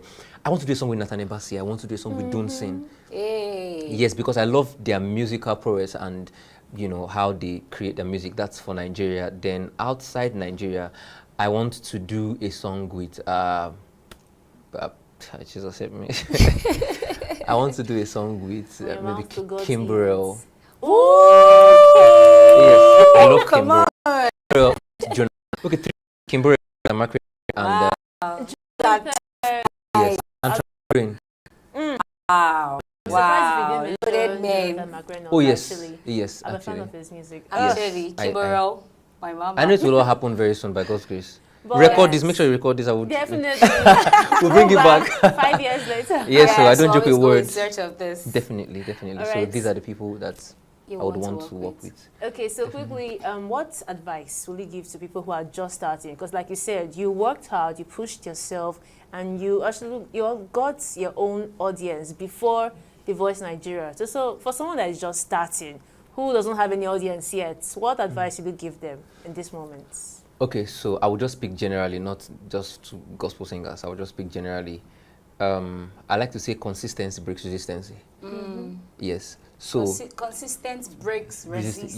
Yes. So wow. Yes. So I mean, when you're trying to chop down a tree, it is not the last strike that brings it down. It is the series, the series of strikes that brings it down. You understand? So you need to. Someone said, when you discover your passion, you end up not working all your life, because when you are working in your passion, it doesn't feel like you're working. You get? So before you go into music, music is a very, very serious business. It's hard work. I'll tell you the truth. Music is hard work. It takes your spirit. It drains you. I'm telling you, if you really do music. First, if you go into music because of money and all of that, you may run out. I'm not saying there's no money in music, but if that's the motive, then you will be frustrated along the line. But let it be that you're passionate about it. Once it is your passion, then you know you're ready to die for it. You understand? So keep doing it. Be consistent. Keep putting out content. I mean, this 21st century, we're in the computer age, right? Yeah, so attention is the new currency. Exactly. You understand? And then keep learning. Be like, humble yourself. Learn from people that are already there. You get? Sometimes I spend all night, I'm reading about this one, I'm reading about this. I mean, I stalk some people's page. I'm learning. I'm learning, how do these guys post. I see some of their posts, they don't even get a lot of engagement. You see them, they post again the next minute, they post, you understand? So keep posting, keep doing. You don't know that particular content that would announce you to the world and all of that, you get? So I mean, I think I had like 2 viral content that helped my TikTok page. And those content, I just did them casually and it just blew up and all of that. So just keep pushing and everything. You don't know. You don't know the particular one that will actually announce you. But let your motive be that. I mean, let your motive be right. I mean, because if you go into anything with the wrong motive, well, is that powerful when you go with the wrong motive? You may actually steal. Yes, that's the funny part of it. You understand? Work for you because you're just consistent. And so consistent is the This is a master class. Wow. A master class. I'm not sure we're going to tie down here in this studio. Please. But no, we have to let go of just. Before we go, he has to sing for us. He can't definitely sing for us. My God, Jesus. Yes. So what are you doing for us? Jesus loves me. I know. For the Bible tells me so. Come on now. Little ones to him belongs. Oh, they are weak, but he is strong. Come on now. Yes, Jesus loves me. Yes, Jesus loves me. Come on. Yes, Jesus loves me. Oh my. Oh my God. The Bible tells me so. Oh my God. I could touch the voice. Oh my God. My God. Oh my God. Word for word. It was running. Stop people. You can touch it. Roland, you're so much. Thank you so much. Thank you so much. Thank you so much. Like all the compliments, I mean, I'm really, really grateful. I mean, I feel like home being here. So lovely. Thank you. That's Thank you so so much. lovely. I'm so happy having you too. Yes. I am but so before excited. you go, the question. Nazareth, help. Question. So we have 5 seconds to answer. 5 seconds. Yes, 5 seconds. My God. Favorite celebrity? Ibuka songs. Okay. Did I give my life to Christ? Football, basketball. Boy. Please, I beg. Who does know? Favorite city? Favorite city? Abuja. Okay, favorite food? Skydiving. We're not doing music. I'll be a cook. You love. So what's the thing people know about you that they might know about? What's that thing they don't know about you? If I say it here now, I've exposed it. What's too many secrets. I don't even. They said the strength of a great man is in his secrets. Just say it. You have to share one. Let's one tiny one. You like that? Oh yes, I dance. I dance. Why you being no? One thing. Share that secret. Oh God, please! I'm trying to think. Okay, let's. He said he was at home. Let's not drive you away. Don't drive me away. All right. I don't know. So lastly, what's one thing you do before every ministerial performance? One habit. Warm up. I pray. I speak in tongues. That's my confidence. I get confidence. When I'm short of words, I just pray. I just speak in tongues. Like go on stage. That's the secrets. I do. Wow. And then one more thing I do most on stage. You know this hair one people don't. I make sure.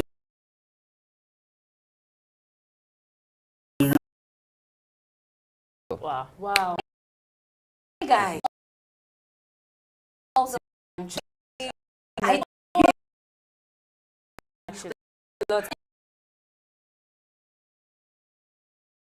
thanks. And so, who says Hi.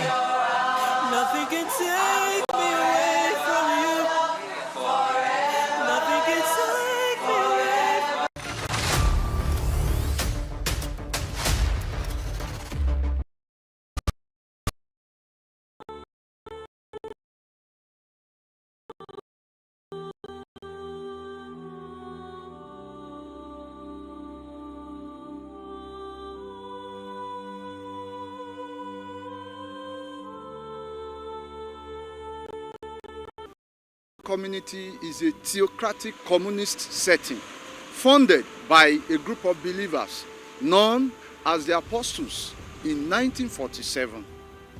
Ayatollah community in its heydays has the largest per capita income in the whole of West Africa.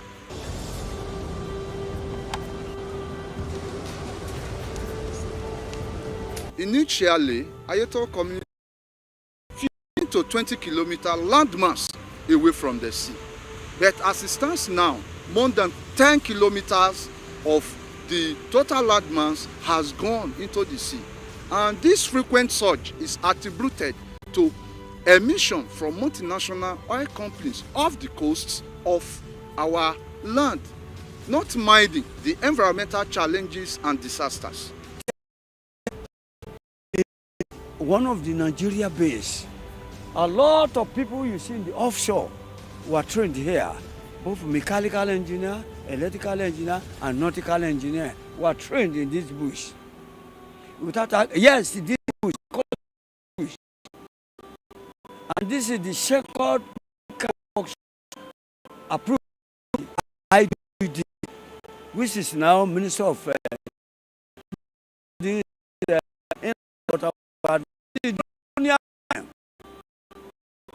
This place is like small London. So, and our primary occupation here is fishing. You can see now, everything now has been eroded. Some of our fishermen, they have went to other places to find for their source of livelihood.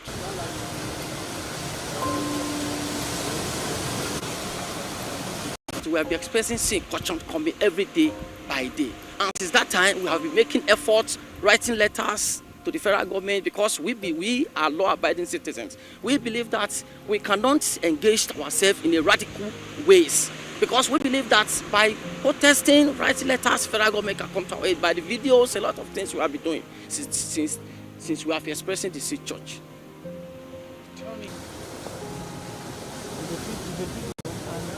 I'm watching that I was yeah, I was center.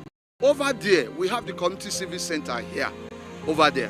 Then at the same time, the major streets where other minor streets were linked to has been permanently submerged by the ocean surge.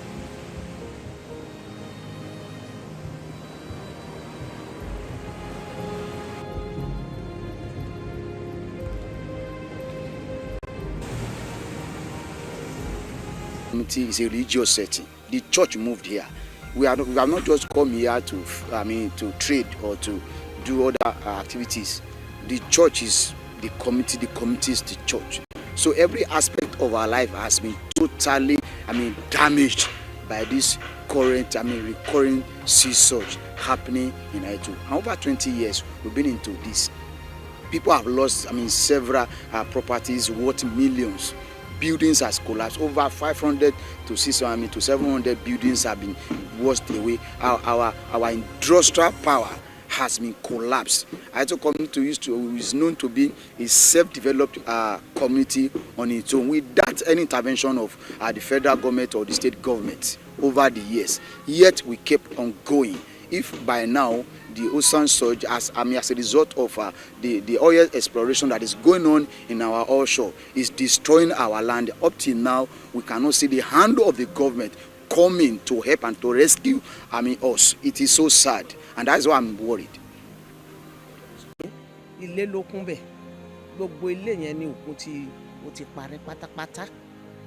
Bó dẹ̀ ṣe ń wó ilé yẹn ló ń wó gbogbo àwọn ohun àlùmọ́nì wa, àwọn ohun tí a ní, ilé, ohun ẹrù wa. Ìmí gan tó bá ń wo báyìí tí a bá tètè dìsámúra àti gbà lọ́wọ́ ẹ̀, ó gbé gbogbo ẹ̀ lọ nìyẹn. Gbogbo ilé.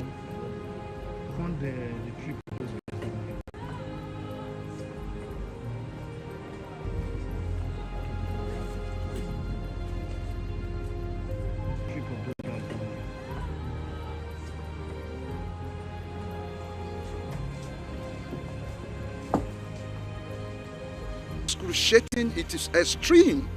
In fact, every blessed day, people used to die because of the thinking that the community that was founded at their present has been eroded. So it is extreme, it is serious, it is harrowing. Tell me, what's your fear? My father's house happened to be the extreme house before the Atlantic Ocean. We lost it 2017. 2007, that was when we lost it. It's highly devastating. WWDC quickly because the occupation they engage in.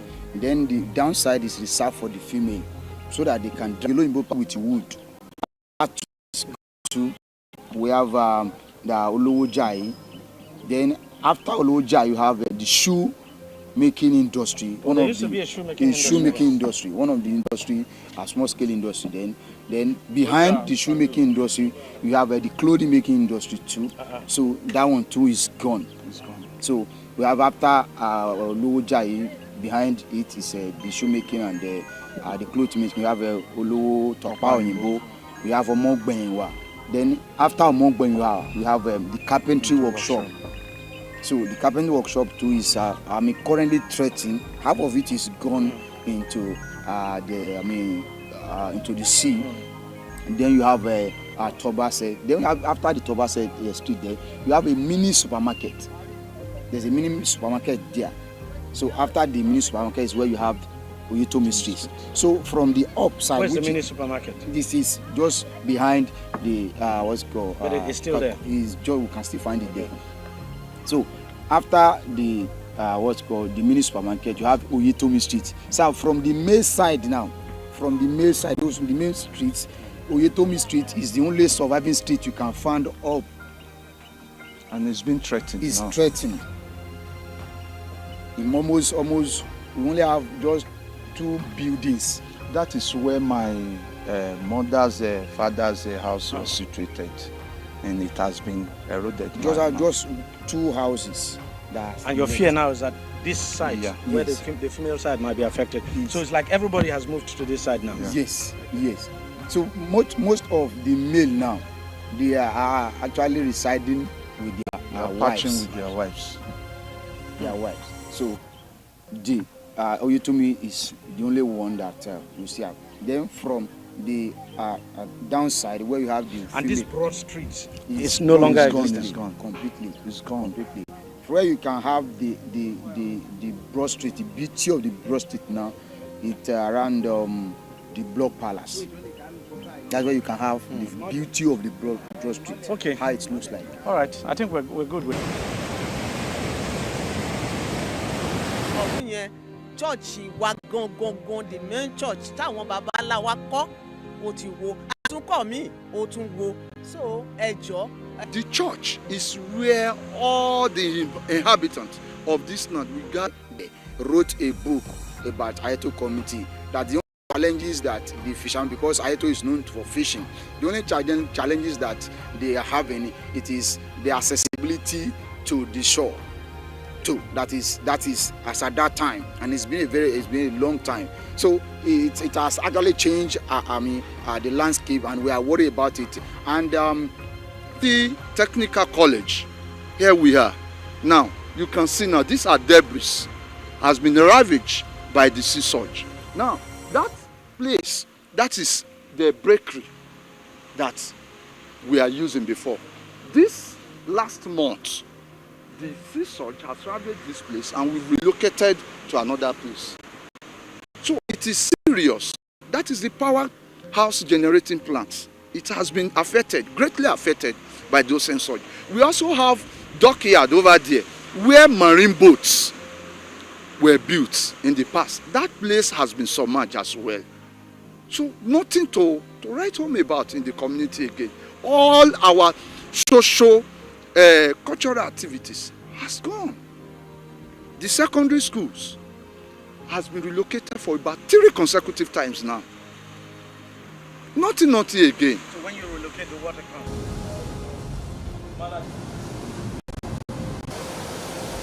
If urgent intervention is not coming any moment from now, the community will no longer in existence because 1/3 of the community has gone already.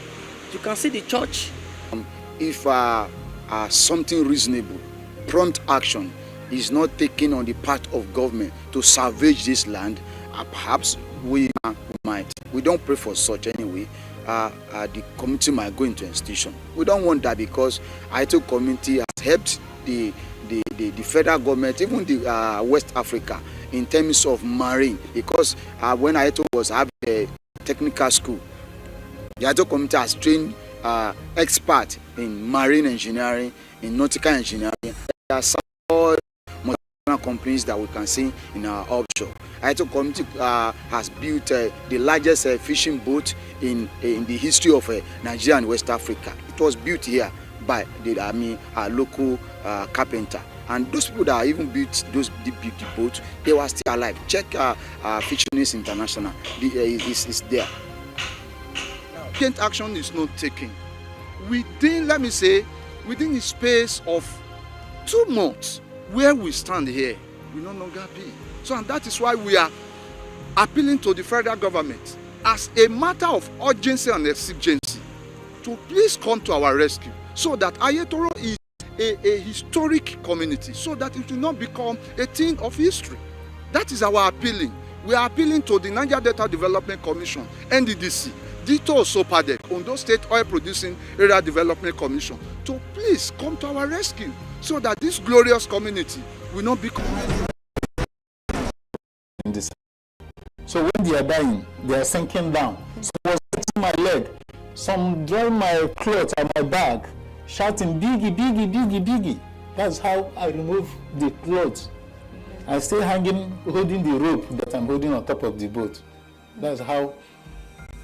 So after everything, all of us, about 55 people, well, 155 people, the people that remain on top of boats, maybe they're not able. So everybody was crying that we are dying, no rescue. From 4 o'clock in the morning, our boat capsized. We are on top of the water till the next 4 o'clock in the evening. On the afternoon time, a helicopter come on top of us. Life, because I suffered a lot, honestly.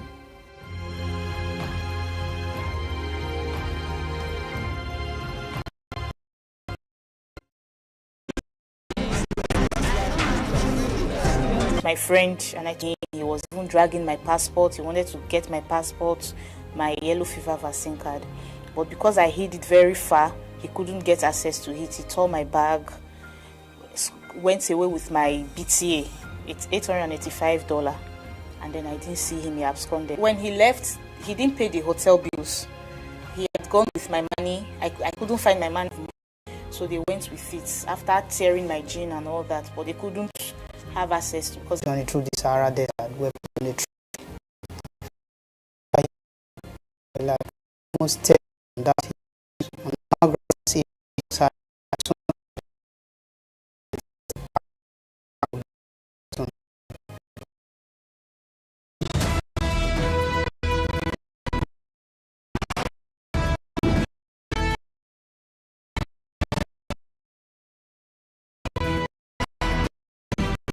and the 3.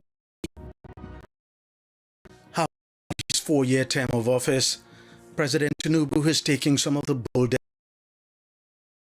that are now placing Nigeria on the shores of general growth and progress. Shall answer who is up to have conversations with Mr. His ruthless and desire to see a transformed Nigeria is unrivaled. I've known at the market rates and also doing the exchange rate on top of that. On top of that exchange rate, the removal to some of so of exchange options to do with our who have been to so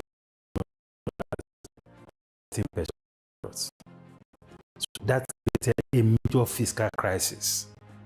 And as a result of that, we had a regime of massive printing of currency. At the inception of this administration, I think it was a printing leaving some items of interest rates and special drawing rights to be addressed. Even we have also paid down euro bonds and about $1 million of that we paid in 2024. And the states in 2024 alone 2024, the states paid 22% of total member of the National Economic Council. Ensuring that there is transparency and confidence built on the last few. And the country of second half of 2023 up onto the second half of 2024, those volatilities are beginning to fizzle out. From the second half of 2024 up until now, we have witnessed that attrition to reserves have been consistent, and at one point in time, may I remind everybody that we achieved the highest level of continuous inflation gradually beginning to accelerate.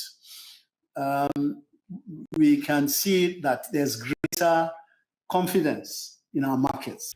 What has happened on the solid sector in the 2 years is from applicants who do not show us concrete plans of local valuation. New to the sector has also quadrupled in just the last 1 year. In 2024, the sector generated over 35 billion naira, up from 6 billion in 2023. And this is despite receiving only 18% of its 29 billion naira budget. We increased from 70,000 also increased micro operation of 200 billion naira. It more. Nigerians working and extremely difficult to get money to cars,